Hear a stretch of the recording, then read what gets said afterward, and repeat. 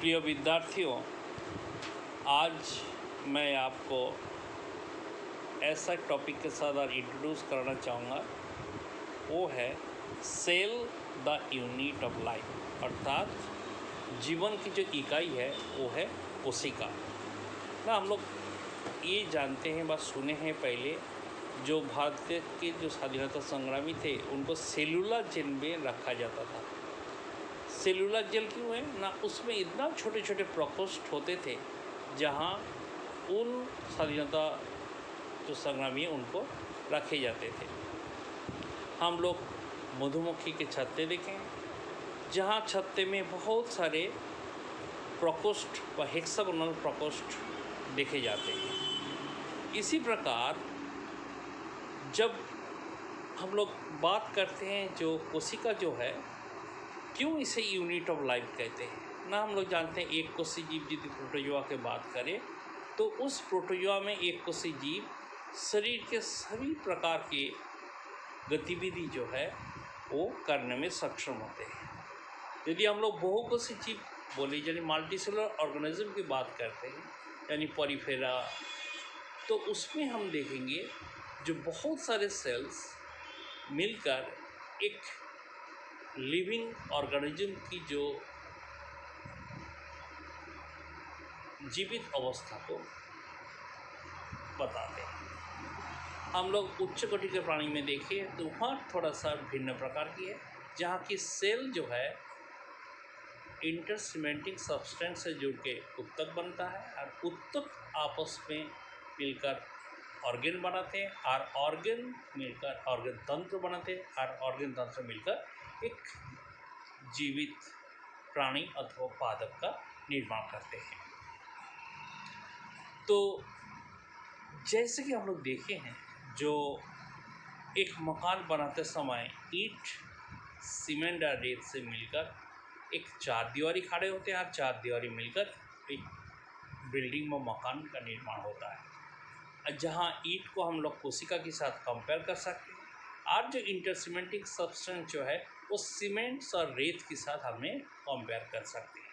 तो इसी प्रकार एक जीवित जीव के निर्माण के लिए कोशिका बहुत महत्वपूर्ण है। अब हम कोशिकाओं के जो खोजकारी है, जो आविष्कारक है और कोशिका सिद्धांत जो दिए हैं, सेल थ्योरी के जो प्रतिपादित किए हैं, उनके बारे में हम बात करना चाहूँगा।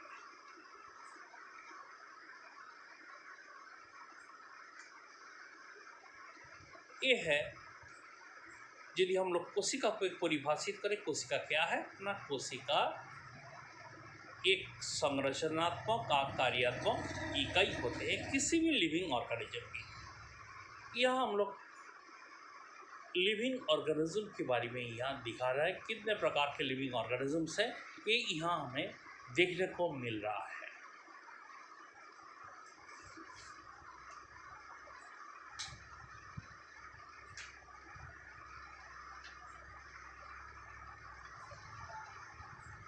यदि हम लोग दूसरे स्लाइड्स में जाए, वहाँ हम लोग देखेंगे जो कोशिका की खोज जो है इसने रॉबर्ट हुक ने सर्वप्रथम किया था। उन्होंने मैग्नीफाइंग ग्लास में सिंपल माइक्रोस्कोप बनाकर एक कॉर्क सेल का सेक्शन काटकर जब उसने सिंपल माइक्रोस्कोप और सूक्ष्मदर्शी में देखा तो देखा जो षड्भुजाकार कोशिकाओं से ही कॉर्क से निर्माण होता है। जो कॉर्क हम लोग जानते हैं पहले होम्योपैथी दवाई के ढक्कन के रूप में इस्तेमाल किया जाता था।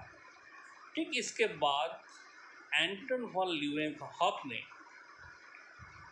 एक जीवित कोशिकाओं का वर्णन उन्होंने किया। उन्होंने शुक्राणु कोशिकाओं का परीक्षण किया था और भी विभिन्न प्रकार की जीवित कोशिकाओं का परीक्षण किया था और उन्होंने ये बताया जो सेल जो है ये लिविंग अवस्था में व जीवित अवस्था में पाया जाता है। इसके ठीक बाद जैसे ही सूक्ष्मदर्शी का और भी विकास हुआ, कंपाउंड माइक्रोस्कोप आया, इलेक्ट्रॉन माइक्रोस्कोप की खोज हुआ, तो उस समय जो है ये देखा गया, जो इनकी आविष्कार के बाद कोशिका को और भी अच्छा से देखा गया, जिसमें ये पाया गया कि कोशिका एक प्लाज्मा झिल्ली से आवरित रहते हैं और बीच में एक केंद्रक होते हैं।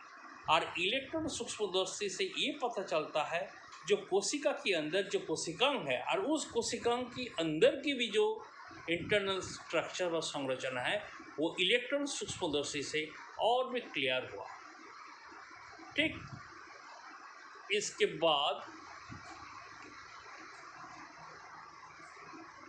सेल थ्योरी की प्रतिपादन किया गया, जो कि स्लेडन एंड स्वान ने सेल थ्योरी का फॉर्मुलेट किया, इन्होंने बताया, जो कि स्लेडन ने 1838 में उन्होंने पादप कोशिकाओं का परीक्षण कर उन्होंने बताया कि जी कोई भी प्लांट के शरीर पादप कोशिकाओं से ही निर्मित होते हैं। ठीक एक साल बाद 1839 में स्वान ने उन्होंने प्राणी कोशिकाओं का भी परीक्षण किया। उन्होंने ये बताया कि प्राणी कोशिकाओं की बाहरी जो आवरण है वो प्लाज्मा झिल्ली द्वारा ही आवरित रहता है। साथ साथ उन्होंने ये भी देखा जो पादप कोशिका की जो चारों ओर की दीवार है उसे सेल वॉल नाम से उन्होंने बताया। इसके बाद दोनों में साइंटिस्ट मिलकर एक सेल थ्योरी का प्रतिपादन किया था, जो कि पादप और एनिमल सेल्स और उनके उत्पाद के आधार पर उन्होंने सेल थ्योरी का प्रतिपादन किया, जिसके पश्चात रुडोल्फ और वर्चोव ने उन्होंने ये बताया कि कोई भी कोशिका पूर्ववर्ती कोशिका से ही बनते हैं। जब सेल डिवाइड करते हैं उसमें जो पुत्री कोशिकाओं का निर्माण होता है, इस पुत्री कोशिका जो है ये पूर्ववर्ती कोशिका से ही बनते हैं। इसके बाद उन्होंने सेल थ्योरी का रूपांतरण किया और उन्होंने ये बताया ये सभी लिविंग ऑर्गेनिजम्स कोशिकाओं द्वारा निर्मित होते हैं और उनके कोशिकीय उत्पाद से ही बनते हैं। अर्थात कोशिकीय उत्पाद मतलब है कोशिका की जो बायोकेमिकल और फिजिको केमिकल जो प्रोसेस है उससे ही उत्पन्न होते हैं और सभी कोशिका पूर्ववर्ती कोशिका से ही बनते हैं।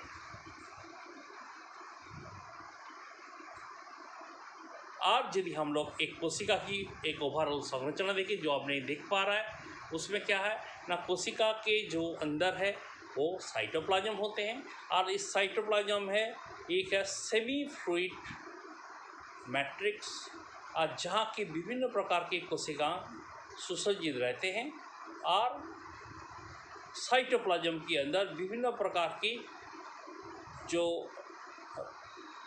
रासायनिक अभिक्रिया है वो होते रहते हैं, जो कि कोशिका की एक जीवित अवस्था के लिए उत्तरदायी है। और राइबोसोम्स होते हैं, उनके अंदर विभिन्न प्रकार के कोशिकाएं होते हैं, राइबोसोम्स होते हैं, एंडोप्लाज्मिक रेटिकुलम होते हैं और विभिन्न प्रकार के कोशिकांग होते हैं, जो कि हम लोग नेक्स्ट क्लास में आपको बताएंगे। जो प्रोकैरियोटिक कोशिका क्या है, यूकैरियोटिक कोशिका क्या है और कोशिका की एक ओवरऑल जो व्यू है वो आपको बताया जाएगा। धन्यवाद।